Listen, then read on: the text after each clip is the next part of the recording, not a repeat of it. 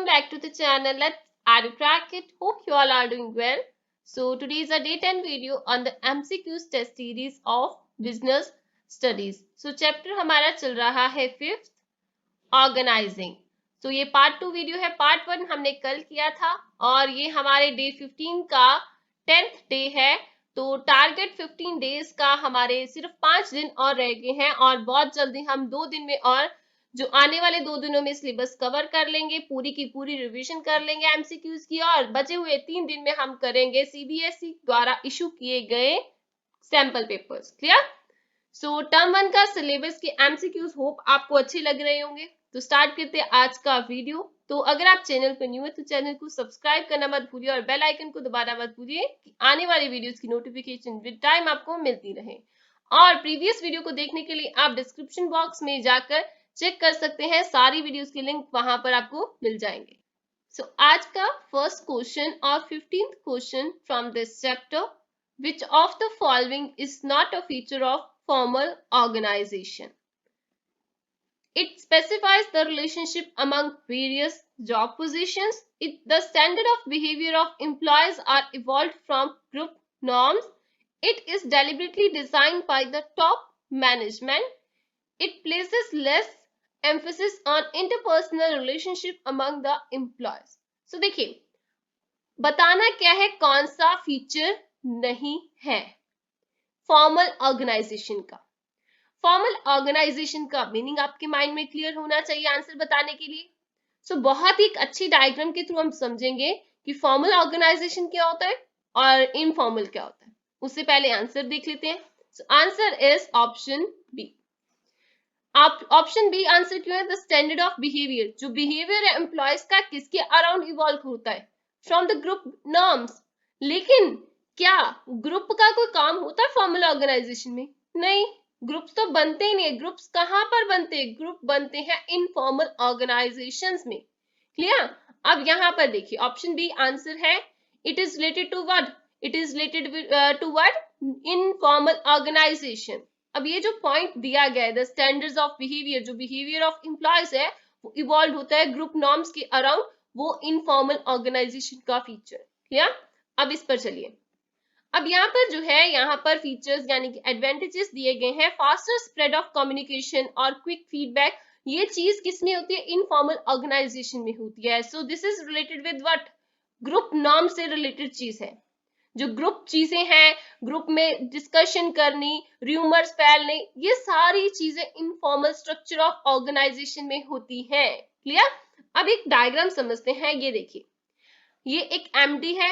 MD ने different production department, marketing department, production मतलब अलग अलग डिपार्टमेंट्स बना दिए. उनके आगे एम्प्लॉयज को, मैनेजर्स को डिवाइड कर दिया. क्लियर? अब ये सारा स्ट्रक्चर क्या बन रहा है? ये फॉर्मल ऑर्गेनाइजेशन बन रही है जो मैनेजमेंट ने तैयार किया. लेकिन अगर हम यहाँ पर देखिए इनफॉर्मल ऑर्गेनाइजेशन बनी.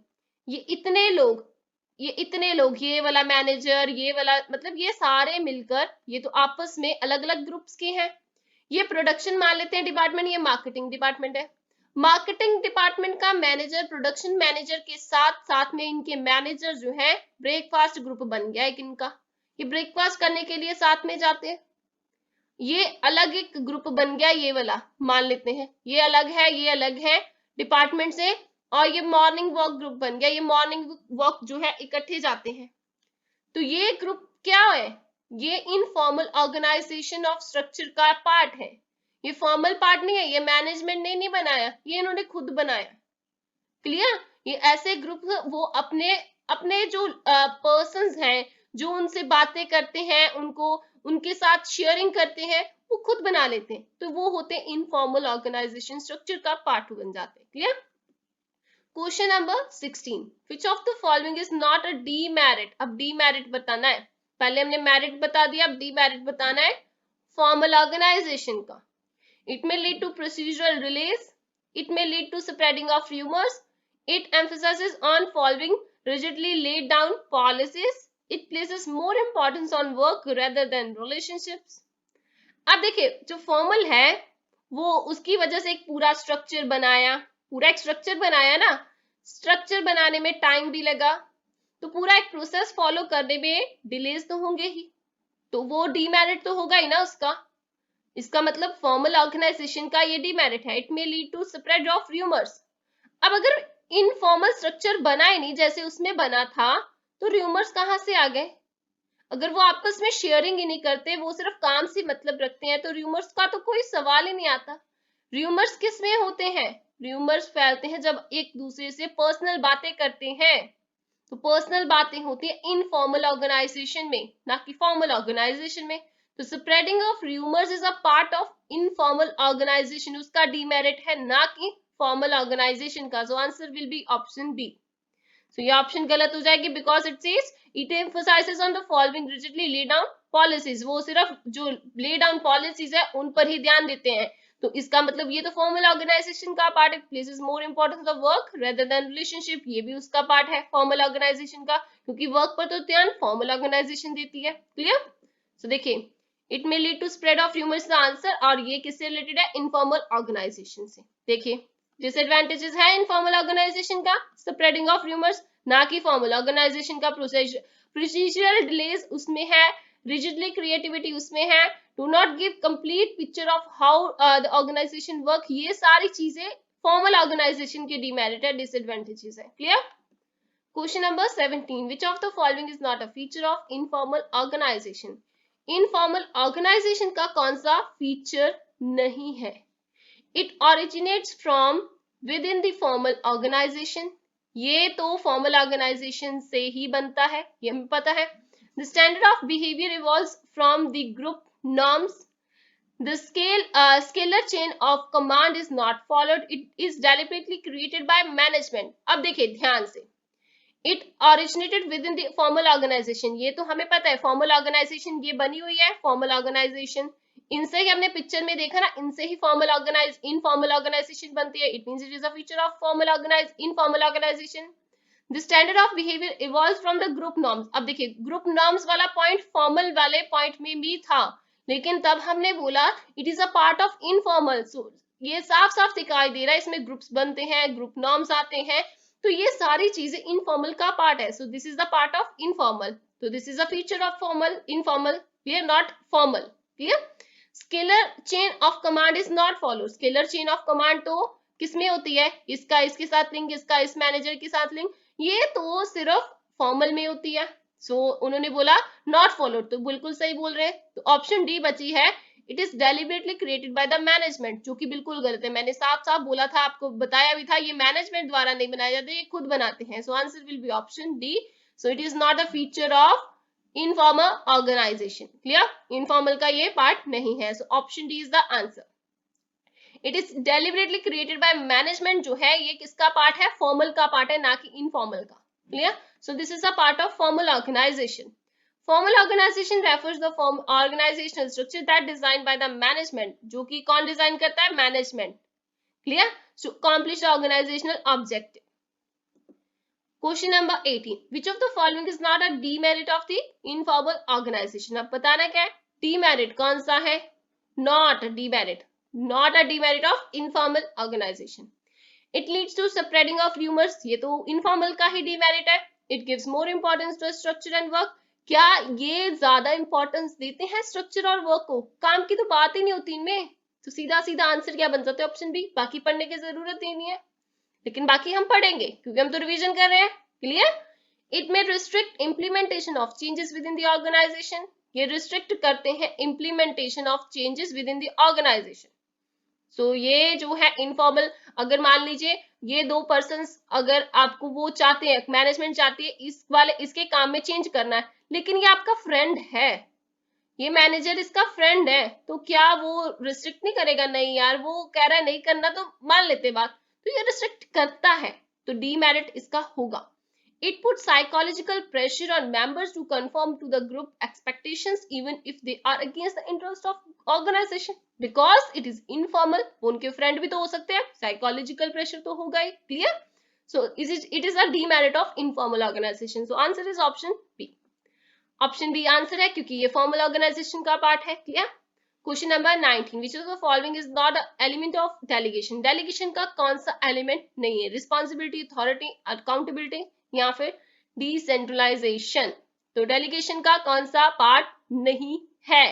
डेलीगेशन ऑफ अथॉरिटी, अथॉरिटी दी जाती है, अथॉरिटी दी जाती है ना, तो कौन सा पार्ट नहीं है? अथॉरिटी, रिस्पॉन्सिबिलिटी, अकाउंटेबिलिटी या डिसेंट्रलाइजेशन? सीधा आंसर पे चलते हैं, आंसर इज ऑप्शन डी। अब देखिए अथॉरिटी, अथॉरिटी और रिस्पॉन्सिबिलिटी और अकाउंटेबिलिटी तीन चीजें होती हैं, ये हम आगे एक डायग्राम में करेंगे अगले क्वेश्चन में।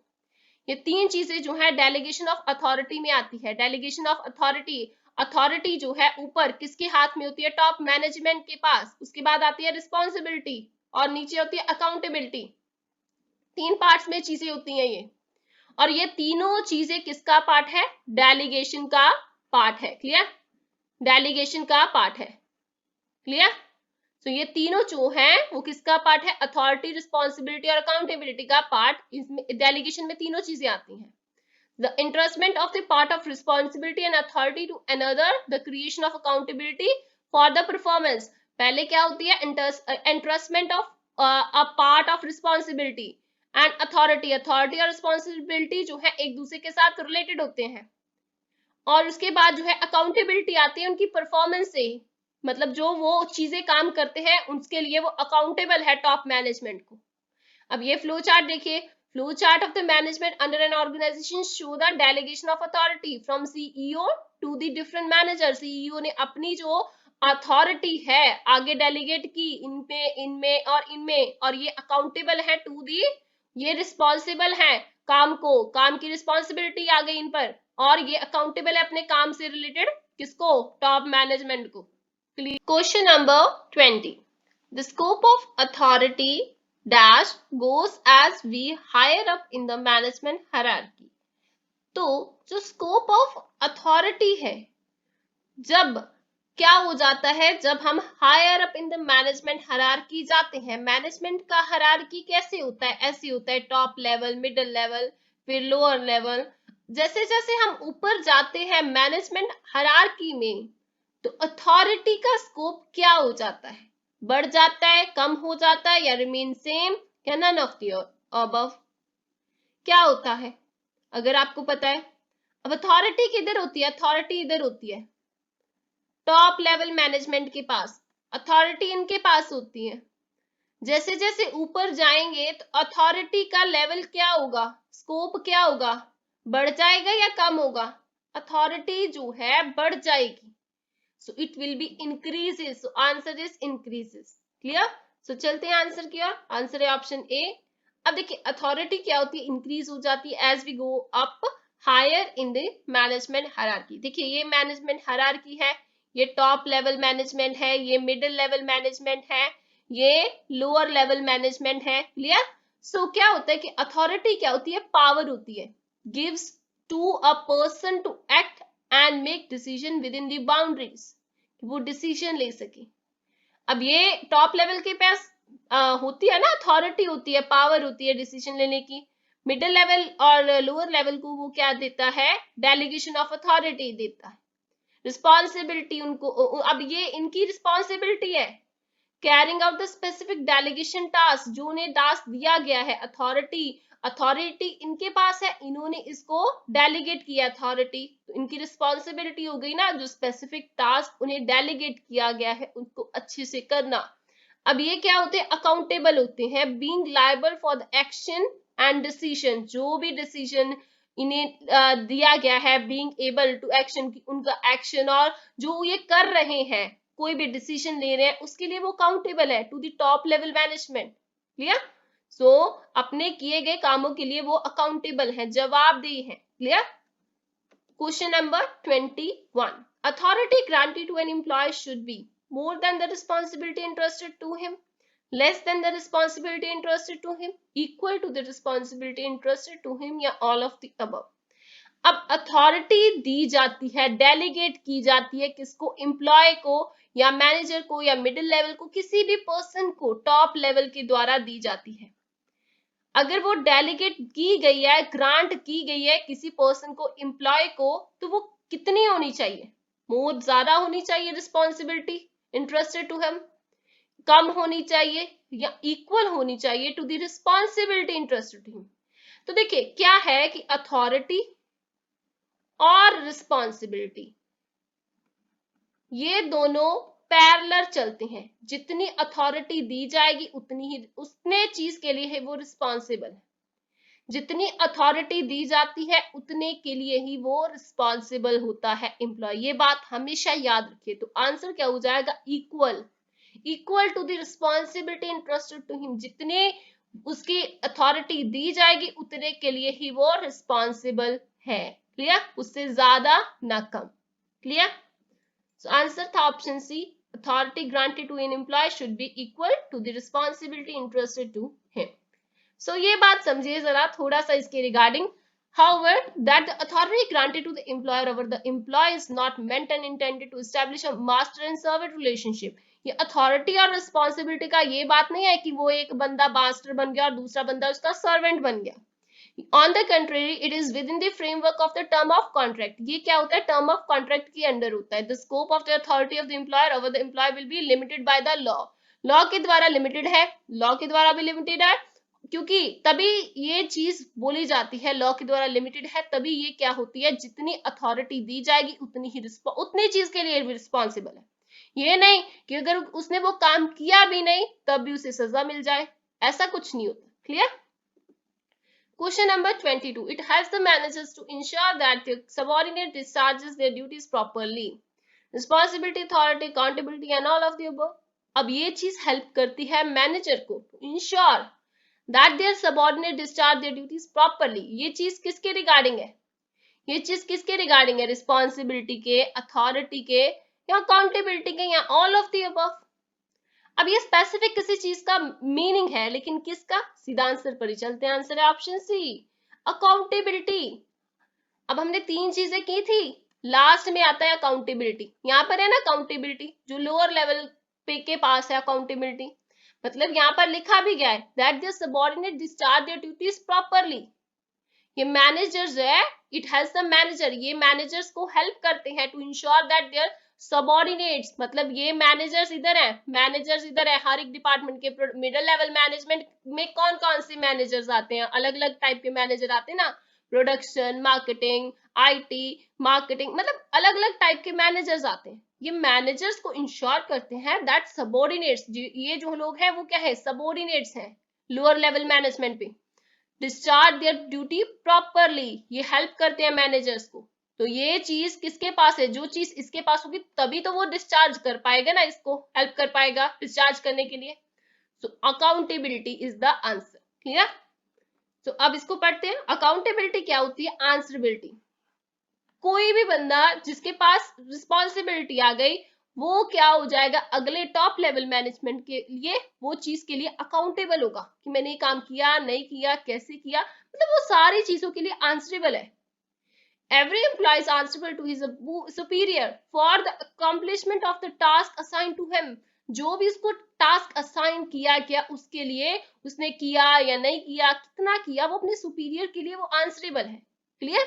सो अथॉरिटी जो होती है गोज डाउनवर्ड। अथॉरिटी हमेशा याद रखिए डाउनवर्ड जाती है और makes everyone accountable for the duties assign. जितनी भी ड्यूटीज उनको असाइन की गई है उनके लिए वो अकाउंटेबल होते हैं। Clear? Question number 23. The accountability flows in all the directions, downward, upward या all of the above. तो accountability अभी बताया।